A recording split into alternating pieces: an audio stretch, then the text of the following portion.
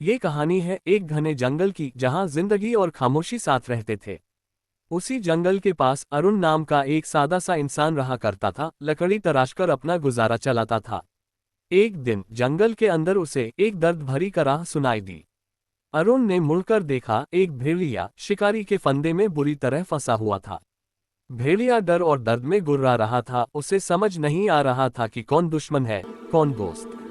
लेकिन अरुण धीरे धीरे बहुत प्यार से उसके करीब पहुंचा। उसने ध्यान से फंदे को खोला और भेड़िए को आजाद किया। फिर उसने जड़ी बूटियों से उसका घाव साफ किया, जैसे कोई अपने अपनेपन से करता है। दोनों की आंखों में बिना बोले एक रिश्ता बन गया। भेड़िया कुछ देर तक उसे देखता रहा और फिर जंगल में खो गया। कुछ महीनों बाद पूरे गांव में डर फैल गया। कहा गया कि एक खूंखार भेड़ियों का झुंड घूम रहा है, और इस डर का फायदा उठाते हुए शिकारी फिर जंगल में उतर आए। उन्होंने अरुण को पकड़ लिया क्योंकि उन्हें भेड़िए को फंसाने के लिए एक चारा चाहिए था। अरुण को एक लोहे के छोटे पिंजरे में बंद कर दिया गया। रात घिर आई, जंगल बिल्कुल खामोश हो गया, बस हवा की सरसराहट सुनाई दे रही थी। अचानक पत्ते हिले और वही भेड़िया अरुण के सामने आ खड़ा हुआ।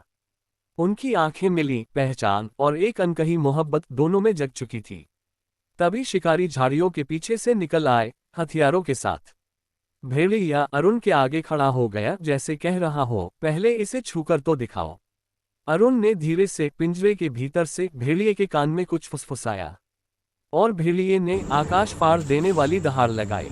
शिकारी डर गए, उनके कदम डगमगा गए और उनके हाथ कांपने लगे। उसी पल अरुण ने पूरी ताकत से पिंजरे की कमजोर सलाख तोड़ दी। अरुण आजाद हो चुका था, उसकी आंखों में अब डर नहीं, हिम्मत। दोनों आदमी और भेड़िया साथ साथ रात के जंगल में दौड़ पड़े। जब सूरज उगा वे एक शांत सुरक्षित जगह पहुंच चुके थे।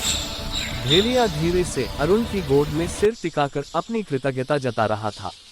अरुण मुस्कुराया, उसकी आंखों में शांति थी, जैसे वर्षों बाद दिल हल्का हुआ हो। भेड़िया आसमान की ओर देखकर दहाड़ा, जैसे कह रहा हो, मैं अकेला नहीं हूँ। और कहानी हमें यही सिखाती है, दया कभी व्यर्थ नहीं जाती।